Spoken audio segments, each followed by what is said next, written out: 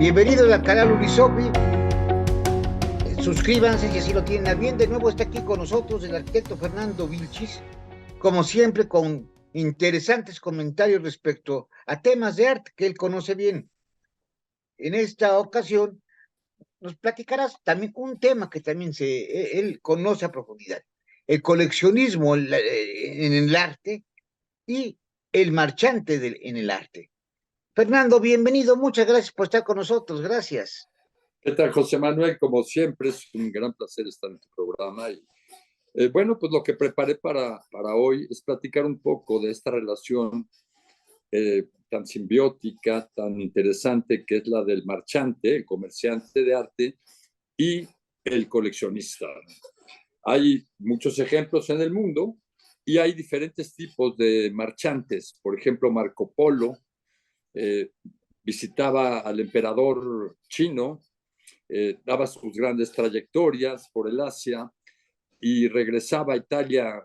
Era veneciano él, lleno de tesoros maravillosos, lleno de tapices de Damasco, lleno de tapetes de Persia y de porcelanas chinas. Él fue el primero, o digamos, es uno de los primeros grandes ejemplos de un marchante de objetos bellos, de objetos valiosos, de objetos que tienen un valor más allá del monetario, ¿no?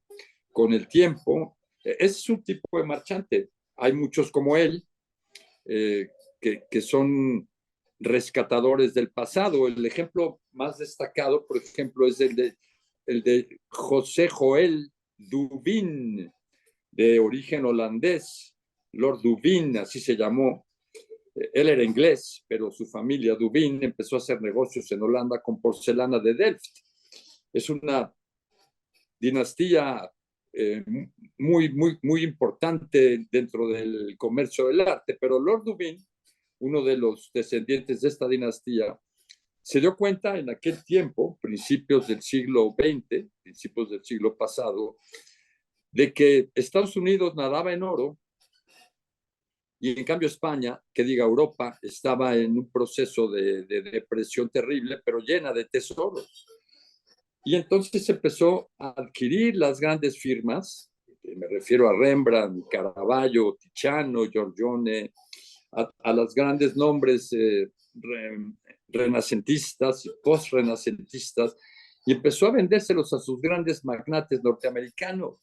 Era la época de los magnates, y me refiero, por ejemplo, a JP Morgan, a Cornelius Vanderbilt, a John Rockefeller, que crearon estas grandes empresas, a Henry Ford, todo el desarrollo industrial maravilloso de Estados Unidos en el siglo pasado, que gira alrededor del petróleo y gira los que fundaron los bancos, los grandes magnates de la construcción, como Carnegie, que construyó el primer gran puente que unió a los Estados Unidos, que estaba separado en dos por el río Mississippi, ¿no?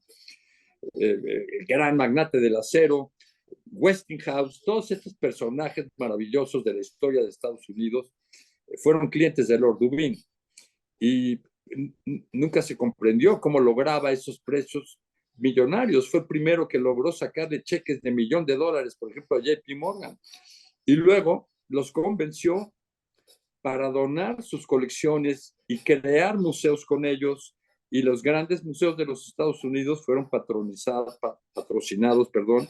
por estos grandes nombres. Hay una colección en Nueva York que vale mucho la pena visitar cuando uno va a esa ciudad, que se llama la Frick Collection. Frick fue, digamos, el segundo de a bordo de John D. Rockefeller, y creó una colección maravillosa que está llena 72 y la Quinta Avenida, casi frente al Museo Metropolitano, la Frick Collection. Frick es un hombre de muy triste recordación porque también fue un gran asesino, se le conoce como un gran asesino, pero bueno, acabó regalándole al pueblo norteamericano su gran colección. Eso es en cuanto a los más grandes que ha habido, pero hay otro tipo de marchante, que es el marchante que se compromete con los artistas vivos. que trabaja junto con la colección, que descubre los grandes valores. Ese es un marchante muy diferente a lo que era Lord Dubin. Por ejemplo, Henri Kahnweiler, por ejemplo, Ambroise Vollard, ambos franceses, que fueron los primeros. Por ejemplo, Vollard fue el primero que colgó a Picasso, fue el primero que colgó a Cézanne. Todos los grandes nombres de los orígenes del siglo XX en Europa tuvieron que haber pasado por la galería de Ambroise Vollard. Y después fue Kahnweiler el que heredó, digamos, esa relación con los artistas. Ya cuando Kahnweiler los toma, ya son artistas reconocidos mundialmente y de precios estratosféricos. Aquí en México hay varios casos de galerías que se han comprometido con su generación, con los artistas vivos. Por ejemplo, Inés Amor, que fundó la Galería de Arte Mexicano, que hasta la fecha opera, tiene más de 100 años. Pues ella fue la que dio a conocer los grandes nombres de los pintores mexicanos. Y conforme el siglo avanzó, pues surgió Juan Martín, surgió Antonio Sousa, que toda la generación de la ruptura, Toledo, Coronel, se hicieron con Antonio Sousa, se dieron a conocer con él. También en fechas más recientes, Patricia Ortiz Monasterio, Aldo Flores es un artista, es un promotor y es un artista que valdría mucho la pena platicar. Aldo tiene escasos, ya andará por los 64 años, pero desde que tenía veintitantos ha sabido promover y crecer los nombres de los artistas de su generación. Es un ejemplo maravilloso de pundonor y sobre todo son como profetas. Este tipo de Leo Castelli, que es el que yo más admiro, pues fue el que creó el mercado para estos grandes nombres multimillonarios que se venden en los rangos de cientos, bueno, de decenas de millones de dólares. No es raro ver que sus artistas se vayan por arriba de los 100 millones de dólares en la subasta. Leo Castelli es el ejemplo, digamos, más destacado. En Francia, Carlos Durand-Ruel. Es una figura que cuando se escriba la historia definitiva del arte contemporáneo, la figura del marchante proveerá uno de los pasajes más ricamente coloridos de la historia del arte, ¿no? Y después, como contraparte al marchante, el coleccionista que reúne toda esta información que a lo largo de los años, digamos que uno puede comprender la historia a través de los artistas. A través de los artistas se comprende el temperamento y el corazón de los pueblos, y eso no es de inmediato. Eso tiene que pasar toda una historia, una trayectoria. Tiene que pasar Van Gogh para que se dé Gauguin. Y lo mismo aquí en México, tiene que pasar el muralismo para que se dé la ruptura. Y estos buscadores de artistas y promotores de artistas se deben a los coleccionistas. El caso americano más interesante es el de Eduardo Constantini. Eduardo Constantini es un magnate argentino, un magnate inmobiliario y financiero, entre otras cosas, que fue el que pagó los 35 millones de dólares que se pagaron por el Frida, que se llama Diego y yo. Ese cuadro se vendió a principios de los 90 en $1 millón. Fue bastante escandaloso, es más, no llegó al millón. Ya con el martillazo, con la prima de la casa de subastas, alcanzó $1 millón. Ahora se vendió en 35 millones de dólares. Y no nada más eso, Constantini es el que ha pagado los más altos récords por las firmas latinoamericanas más conocidas, por Wilfredo Lam, por Diego Rivera, no sé si por Botero, pero sí por el uruguayo Torres García. Él es el que ha pagado las sumas más altas. Tiene, bueno, además es un hombre joven, nació en el año, bueno, debe andar por los 70 años, pero una frase de él muy conocida es: la culminación del coleccionismo es la donación. Te digo, con frecuencia, bueno, él fundó el museo, se llama el Malva, el Museo de Arte Latinoamericano de Buenos Aires. Todo un personaje, Eduardo Constantini. Y aquí en México también hay varios casos. Tú conoces que sabes que la colección de Carlos Slim la puedes visitar gratuitamente en el Museo Sumaya, y es toda una lección, ¿no? Digo, es maravillosa esa visita, porque han agrupado de una forma, digamos, museísticamente y curatorialmente, han ido agrupando muy bien a lo largo de los pisos de esta escultura que está ahí en el Nuevo Polanco, que es muy llamativa, del arquitecto Romero, Fernando Romero, especie de eh, prisma retorcido, forrado de espejos, que está ahí en la colonia Anzures. Y frente a él, frente a esta colección, que es gratuita, tú puedes visitar a Carlos Slim, lo podemos relacionar un poco con el mercado al que se dedicaba Lord Dubin, José Dubin.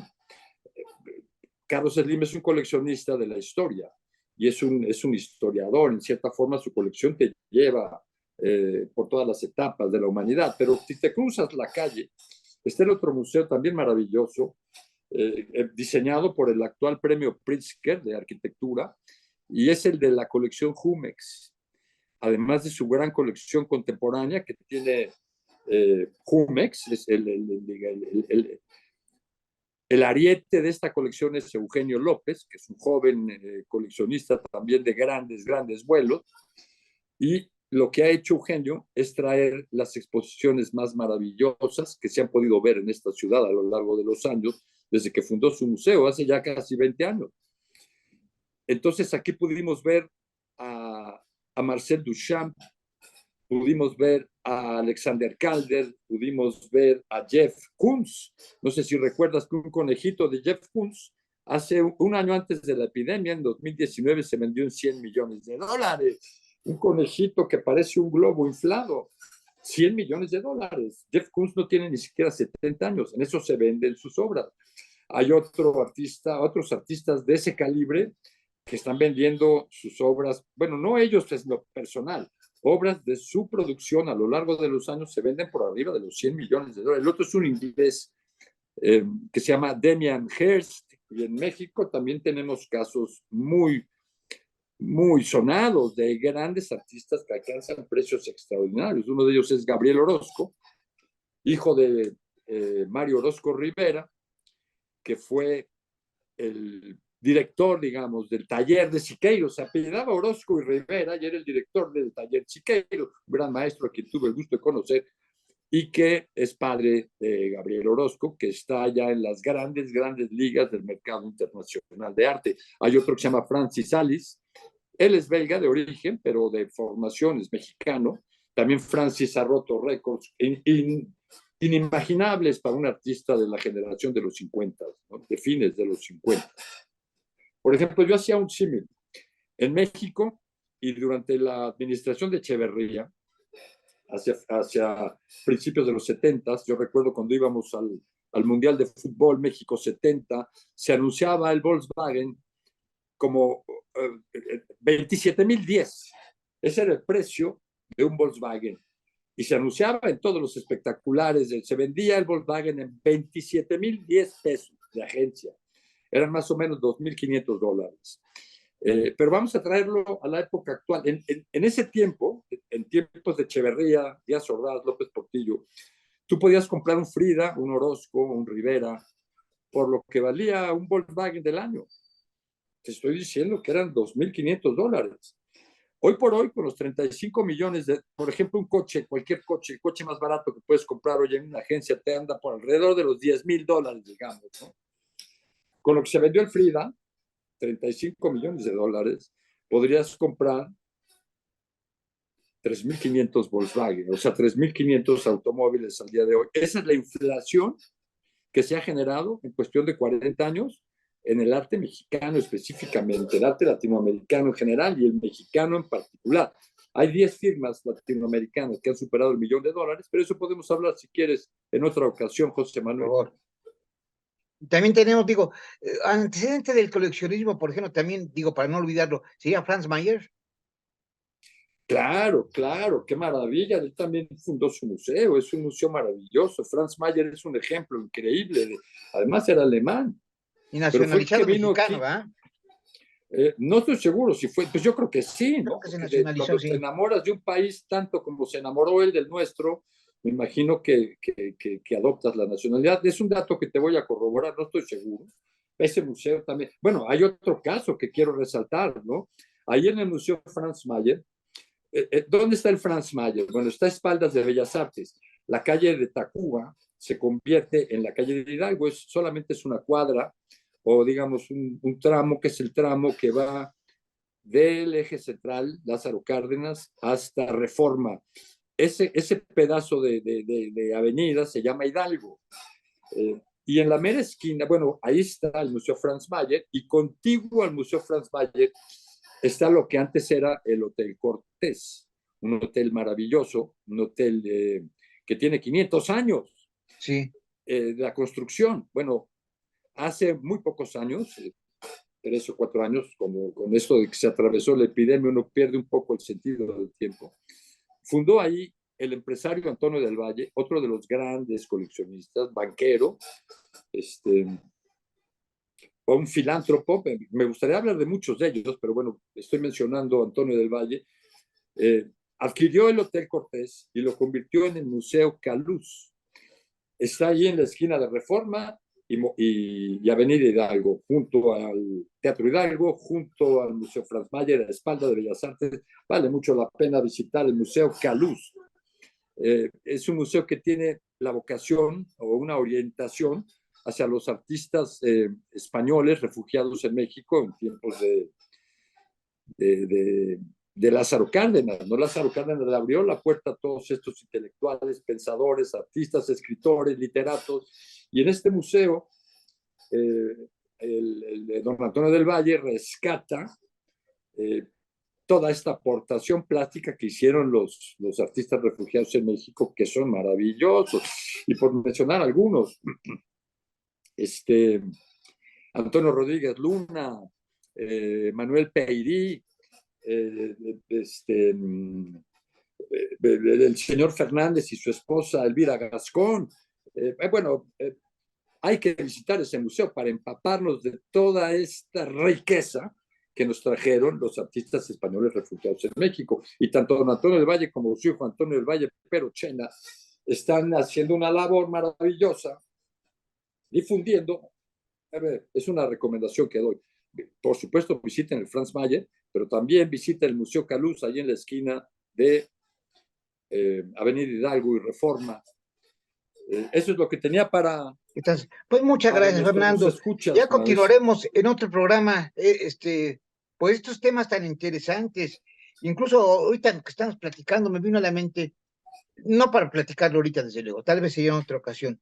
El tema de Frida Kahlo, por ahí que hay alguien que ha coleccionado varias obras, ahí creo que están en Guanajuato, tal vez platiquemos, y esa anécdota también que vivimos algún día, que platicamos, que vivimos sobre Frida Kahlo, a ver si el cuadro que vimos, tal vez Claro, alguna mira, ocasión en otro programa lo platicaremos, ¿no? cuando tú digas, me encantará tocar el tema. Claro que sí, José Manuel. Gracias, Fernando. Pues gracias a todos. Nos vemos entonces en el próximo programa. Gracias. Un placer.